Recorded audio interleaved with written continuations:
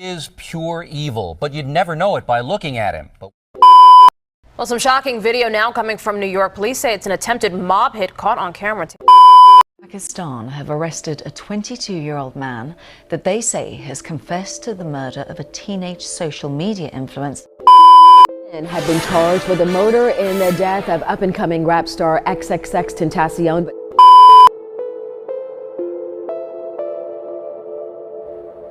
True crime has always fascinated me. Whether it's a short film about a murder in a small town or a long series about infamous serial killers, I've always been drawn to these stories. I keep coming back, either because I feel deeply for the victims or because I find a deep satisfaction when criminals are put behind bars. Whether it may be for the emotional roller coaster I know that will occur when watching, or the endless emotions I would feel as I watch a particular story play out, one thing I know for sure is that I'm always drawn to true crime stories. A popular true crime series I watched would be Dahmer Monster, the Jeffrey Dahmer story. It has certainly caused a huge stir with the public. From stunned and dumbfounded reactions to anger and resentment, the public's reaction to his sentencing was immense. There were lots of heavy debates over his insanity plea. People outraged over the fact that he tried claiming he was insane, when, in a matter of fact, he was very much pragmatic. One other shocking case that stunned the public was the Jennifer Pans case. Although this case was committed in a very unusual manner, that didn't mean it shocked the public any less. In fact, it unnerved the public even more. It was unlike any traditional crime case the police had ever seen, when in reality, the victim was actually the killer. This resulted in widespread debate on the current justice system, mental health, and culture expectations.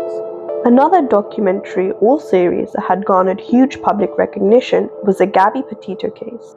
The public's reaction to her case was quite different compared to the Dahmers. TikTok had played a big part in people's participation to finding out where Gabby Petito was, from people sharing theories on what happened, analyzing Gabby's social media account for clues, and even finding out evidence that the police themselves missed. So, unlike Jeffrey Dahmer's case, the public was very much involved in finding out who killed Gabby Petito. But what are the public's opinion on true crime itself? Although there has been many debates on true crime cases, there aren't many talks about the creation of true crime documentaries and whether they are moral or not. True crime as a genre itself was first created in the 18th or 19th century, but it's believed its roots go back even further. The first true appearance of true crime was between the 16th and 17th centuries, where crime pamphlets and broadsides were sold at public executions. They were short and very detailed publications, talking about the crimes that were committed and the confessions made. Nearing the 18th and 19th century was where the birth of true crime really began. Literacy began illustrating true crime stories, catering to much of the public's interest. Some popular books that were published during this era were In Cold Blood by Truman Capote in 1966 and On Murder Considered as One of the Fine Arts by Thomas De Quincey in 1827. Finally, in the 20th century, true crime was established as a popular genre, and there were many ways people consumed it. From books and TVs to podcasts and streams, true crime steadily became mainstream. Some examples include The Stranger Beside Me by Ann Rule, published in 1980, or TV shows like America's Most Wanted and Unsolved Mysteries, released in 1988 and 1987. Podcasts that hyped true crime in the 2010s include Serial, Making a Murder, and American Murder Family Next Door. Even though true crime has managed to make itself mainstream, there are many mixed opinions on the genre. As an avid lover of true crime myself, I decided to find out why people both enjoy and also dislike true crime documentaries. There are countless reasons why people are drawn to true crime and why they love watching it. The major reason being their curiosity. Humans are naturally curious of things. They want to know the what, why, when, and how. Some popular questions that plague the human mind when watching true crime include: why would someone do that? What makes someone a serial killer? And could this happen to me? They enjoy true crime because it's almost always a story of justice. As cliché as it sounds, people generally love it. Another reason may be their genuine interest in justice and morality. We all get emotional, that's a fact. And these documentaries bring out our emotional state and our need to get justice for the victims involved. Although we don't actually know them and we weren't close to them in real life, the documentaries force us to create a connection with the victims, whether we know it or not. As a result of this, we get heavily invested in the trials and the stories of the victims and killers. Although I heavily agree with these opinions, I decided to interview some of my friends to see whether their views aligned with mine, or if they thought differently. Keep in mind, I asked them the following questions. 1. Why do you consume true crime content? Is it curiosity, fear, or something else? 2. How does true crime media impact public trust within the justice system? 3. Is it ethical to profit from someone else's suffering through entertainment? 4. Do you think true crime documentaries exploit victims and their families, or do they serve a greater purpose? 5. Do you think that true crime documentaries risk interfering with ongoing cases? And 6. What do you think is the line between exploitation and the awareness in these documentaries or series? I consume it because I find it quite informative to find out about different cases and see like how twisted a serial killer's mind can be. It is interesting, but it's also quite fearful because if you think about cases that have happened like near us in the UK, for example, it just make a person more wary, like where they are, for example. I think maybe I mainly watch it to find out how they caught the killers, just interest, to see the forensic process. I find it quite interesting. It is curiosity mainly, yeah, I guess, to see how they bring people to justice. You know, especially cold case files when they're years and years old, how they, can bring all the forensic data now and DNA that they have and stuff. I would say out of curiosity. I think, I'd say it's both actually, because sometimes, you read these things on the news, but you don't really get given the sort of information that you'd require and sort of the deep level information. I think you sort of see the headlines and the high level stuff, but you never really get the detail. And often it's good to hear from the experts themselves and people directly involved with the case. Do you think true crime documentaries, do they play a part in the public's opinion on the justice system? I think yes, because if you hear about cases perhaps from a mother's POV on like her daughter being killed, for example, you really realise like how bad the justice system is, because there's certain things that aren't heard. Like in the mother's testimony, there's certain things that were said that could have like drawn the killer to being found guilty, yet he wasn't like found guilty. Possibly, I suppose so. Yeah, it could do. But I also feel that it exposes the true crime, and I think it's good to make the public aware of the dangers and stuff. And yeah, I think that it could possibly influence cases. But then I guess everyone's individual have a conclusion at the end of the day to things. A balanced view. I mean, it could affect the media and I guess the cases, but a lot of them, they don't publicise some of the data anyway, do they? So it's conclusive, really. Yeah.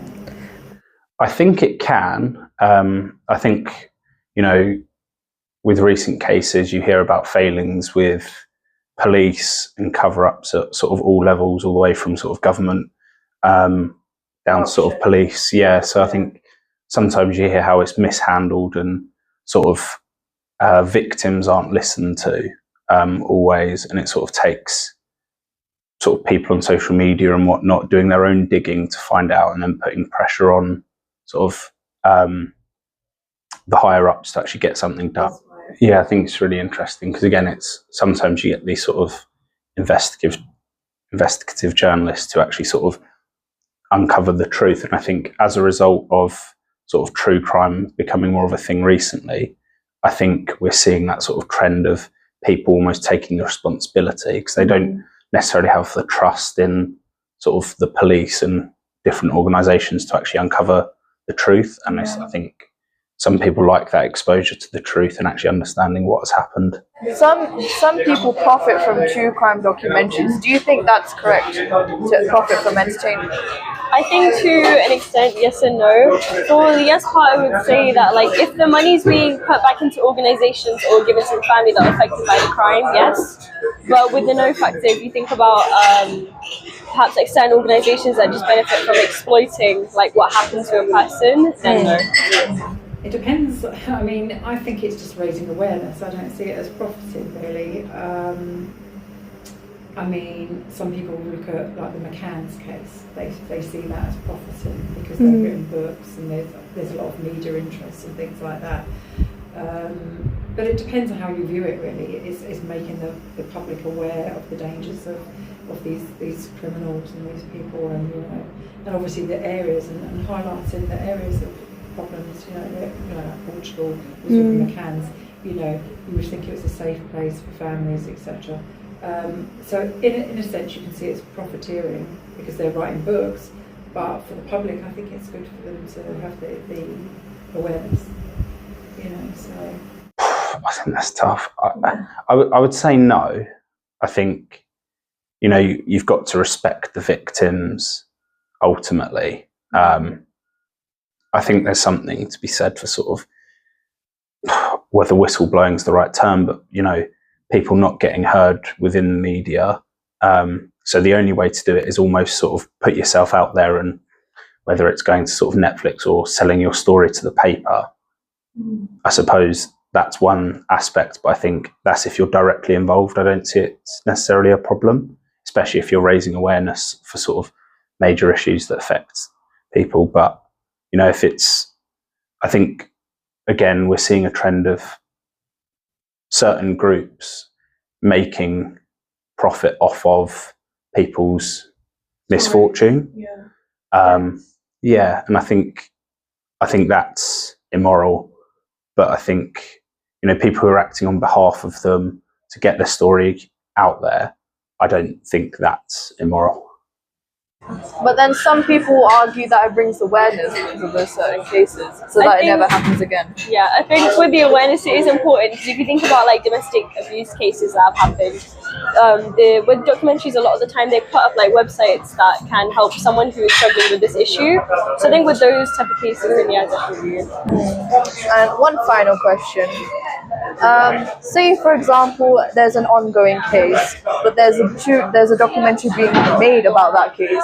Do you think that because of the documentary, do you think the verdict of that case would be like effective? I think yes, as it may skew like opinions. Where if you think about like Johnny Depp's case, for example, where I think a big part playing into his side being like favored was because of his status and like how famous he is. So yeah, it does affect it, and most of the time, not most of the time, but to sometimes like in the extent, it's like it doesn't always work out in the person's favor. Yes, I suppose it could do. Yeah, if too much information was released, it definitely could. Why? I guess. Because people would be biased. People wouldn't have an unbiased view. But on the other hand, if they've actually concretely got DNA evidence, which back in the old days it was a bit more difficult to bring people to justice. Nowadays they have more evidence, so it's kind of they've got to have a lot of evidence to bring somebody to court and to justice in the first place. So in a sense, yes, I suppose it could make you a bit more biased, but then you'd be more aware of all the details of maybe the person's background, maybe they were violent before. I think it's important to know that, really, the background. I mean, often they say, we can't discuss the person's background, but sometimes it is relevant to the history of this person's violence. I mean, it might not be the first crime you see, and the thing is, if you don't know the history of the person, then you don't know why they committed it. You just sort of, be really lenient on them, and yet really you shouldn't be, because they've probably committed crimes before. So they're not going to rehabilitate, are they, if they've committed crimes before? That's where I look at it. I think if there's ongoing cases, I think as a population, we should have trust in the justice system to an extent. So I think you've got to go through the court processes and the legal process, and then afterwards, once all the evidence has been obtained, then I think there's a spot maybe for you to do your own digging and maybe put stuff out there. But I don't think whilst there's a court case ongoing, because I think ultimately it harms the victim. Yeah, I think sometimes, you've got to let the legal process play out, and then after that, I think there's less to hold you back from doing it. But ultimately, I think you should let the courts decide, and then. But what's the alternative? What's the other side of the coin? Why do people dislike Even true though crime? people enjoy watching true crime, there are some people who dislike it, and for good reason. Some people argue that it glorifies or romanticizes criminals. The focus is snatched from the victim, who have suffered greatly from these people's actions, and instead it focuses on the criminal's physical appearance. Without even realizing, the documentaries create an obsessive fan base solely for the criminal, and often these fans rally together to petition for the release of said criminal, which can be really damaging for the victims or their families. Whether the documentaries do it unintentionally or not, it still occurs, and it makes people dreadfully uncomfortable. Some examples of this occurring are the cases of Jeffrey Dahmer and Ted Bundy. Another reason why people don't like watching true crime documentaries is because it's emotionally draining.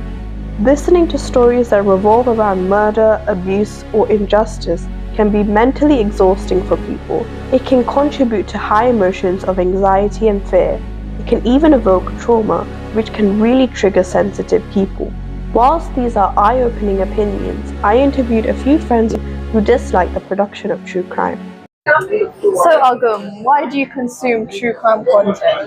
I don't consume true crime content. Why? As I find it very gory, and it should be private from the world.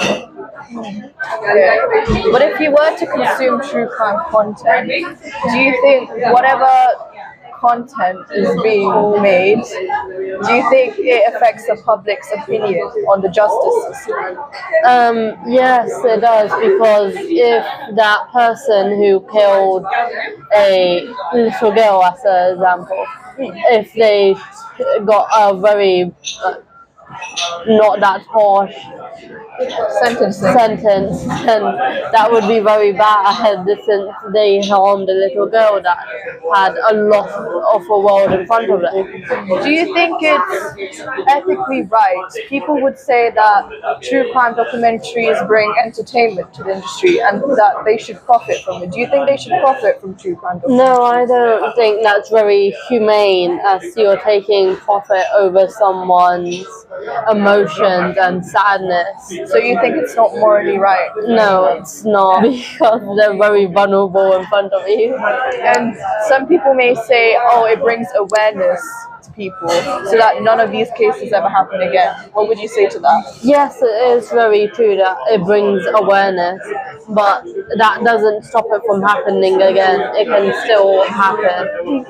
And one last question. If there are any ongoing cases happening currently, what if someone were to make a documentary of that case, do you think it would affect the sentencing of that